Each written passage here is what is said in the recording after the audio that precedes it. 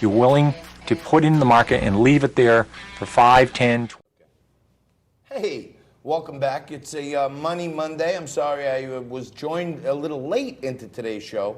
So I was out in Staten Island at a rally in front of Congressman Max Rose's office.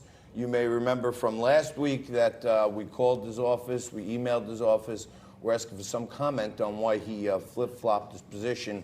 We're going to have all that footage, interviews with people. Republican New York State Chairman Nick Langworthy was there, Staten Island Chair Brendan Lantry, and this is going to start happening across the country in all these districts that voted for Trump for president and flipped in the midterms. But now I'm back, I'm ready, and every day we demonstrate our purpleness by having a Democrat and a Republican come on, throw out the topics of the day. I sit back and mix one up, and they duke it out. When we're done, we shake hands, we part friends.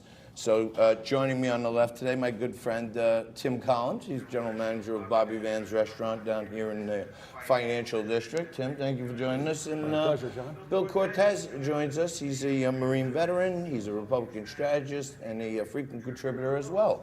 So I talked to you guys individually. You've never met, but I can tell you this. You have greatly divided views. So number one, Timmy, impeachment. Impeachment. Well, there's so many impeachments going on. So you know which one, the new one, the Ukraine, so fast here. I mean, the Ukraine impeachment. We'll start with Ukraine. I mean, we're really at a tipping point here where we just saw the presidency go into free fall last week. Each day was worse than the previous. Just when you think, you know, the president's starting to get a little bit of traction with his messaging, which he's had no consistency whatsoever on.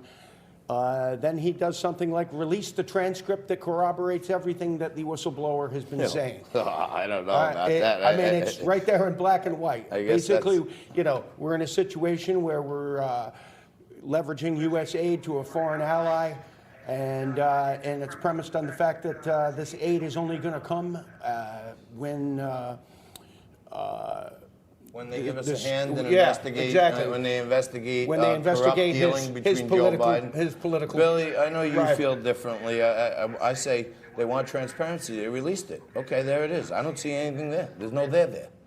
I don't know. I mean, this is almost a replay of what we saw with the Russian investigation, too. I mean, you really need to have a true smoking gun now. The problem is, I think some of the concerns that Republicans have is that we feel like the president doesn't do himself any favors sometimes.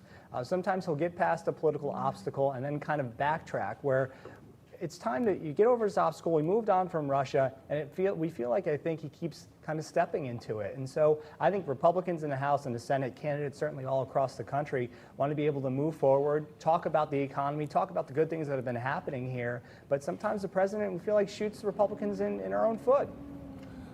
I know Timmy thinks that often because we talk about it once in a while. He's his own worst enemy, and there's no question about it. But you're in a situation now which is really, you know, we looked at Russia for 3 years, and he basically just admitted to doing the very thing that Mueller investigated for him for 3 years. He said in his own transcript, hey, I want you to do this favor for me, though. Yeah, that's a crime. Yeah, there's no other way to. That's like a sign. Do me a favor, it's like a mobster. You know, help me out with it. Well, I don't but get that. The thing is, basically, we have it right there. We don't even need a quid pro quo. We don't need anything. We have they released the evidence themselves. Asking him to look into his predecessor's vice president for corruption. Yeah, that's it. That is a thing not going after a campaign foe. That's going after corruption in the previous administration. It's which going may, after by the way, have led to. Did he go after any other people? Which may, by the way, have been part of the Russia probe. That's what we're finding out. That's why John Brennan's having a stroke on MSNBC. They're trying to obfuscate the whole issue. But, you know, here it's black letter law. You cannot enlist the help of a foreign government to help you get elected. That is a thing of value. Bill, He's committed a crime. No one's ever got help in the past office. from foreign nations who we give a ton of aid to? Listen, these are conversations, I think, that I don't know if Obama released all the transcripts that he had with the conversations that he had. I mean, we caught him on tape with the then president of Russia talking about, I need to get through this next election, then I'm going to have more leeway to Medvedev, negotiate with you. yeah, So, yeah. But the thing so it is something You where tell Vladimir I can be a lot more flexible after the election. more You flexible. tell The reason- Vladimir we can do our maneuvers just after the election. I The- got to the- take a tough stance right now, but then later I could be I a don't little more remember the spineless. uproar. The reason When that why Be we're a little talking more about all this malleable. is because people in his own White House and his own inspector general, who he appointed, said there's a very urgent and credible accusation being put forth. That's well, devastating. Do you know that it was a CIA, longtime CIA Well, there's several now. operative? Right, there Now were there's several several. CIA operatives Well, who no- were listening to the call, and then they did their whistleblower act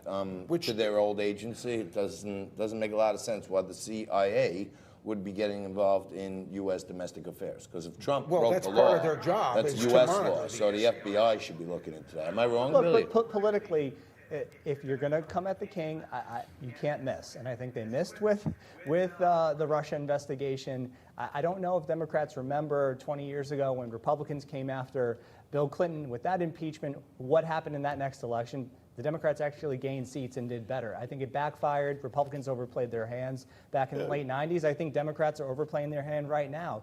If you're going to move towards impeachment, you better be able to nail the president down on this, or I think they're going to pay for it at the polls. All right, I want to switch gears to the other side of the coin now. We know, at least I think, there's people around the Democratic Party who have had enough of Joe Biden. And maybe some of this whistleblower stuff was to expose Joe, get enough dirt thrown on him so they can get him out of the way for Elizabeth Warren. But there's all kinds of fundraising going on. And, the most recent was Spartacus. Cory Booker went out there and said, I need $2 million or I have to drop out. Billy, what's happening with everyone's fundraising here? It's not going as well as expected. That'll pay Cory Booker's staffers for another month or two. And listen, I think the big story here was Joe Biden's number. He put up a meager $15 million, a drop from last quarter. That's not a good sign. If you are the alleged frontrunner and your fundraising is dropping, it should be increasing. Ideally, as people say, listen, Joe Biden's the only one that can beat Trump. Joe Biden's the only one that can carry the mantle for Democrats moving forward. To raise $15 million, I think is indicative of a candidate and a campaign that's not lived up to its potential, first of all, but secondly, just really has no message, no real direction. And I just don't think Democrats, I don't think progressives, I don't think your run-of-the-mill Democrat is really inspired by Joe Biden right now. And I think the fundraising is a big indicator of that. He forgot what state he was in. He was on CNN, his eyes started bleeding. He was in the debate, his teeth came flying out. He makes a flub every other day. Do they want him out of the way at this point? It's your party. I mean, this is your next I don't think so. I mean, hero. at this point, he's within statistical error of Warren nationally. He's crushing her in the Super Tuesday states. He is behind by about $10 million. And I think it's more a function of how he gets his money through large donor donations and fundraisers, as Warren and Sanders have really employed the effective strategy of small donor donations, and as a result, they've got a lot more money. But ultimately, I think Bernie having a heart attack is really going to have a lot more effect on donors going forward. They're probably going to go to Warren, and so yeah, you got. So he could be in trouble. You got I think he two could. septuagenarians, Biden and Bernie. They're both running out of gas. We're not even to the final stretch here on that race. Elizabeth Good news Warren's for pulling Biden. up the rear. Good news for Biden is his polling numbers against Donald Trump head-to-head have gone up recently. So that is good news. And that's about a 12-point spread where Warren is only 3 points. That's within statistical error. But Biden's got to get there first. Yeah, He's correct. gotta get there first. I think if he can weather the storm, I think he's the candidate that really could bring it home. But it's a long way from there to here. There's a lot of fights to go down. He's got to limp through. He's got to limp through Iowa and New Hampshire. But once he gets to Super Tuesday, his numbers are dramatically better than Warren's in these states with large African American communities. All right. Well, you heard it here first. I want to thank Tim Collins and Bill Cortese for mixing it up with us today. I want to thank you for being there to witness it. We're going to take a quick break. We're going to come back right after this with New Jersey.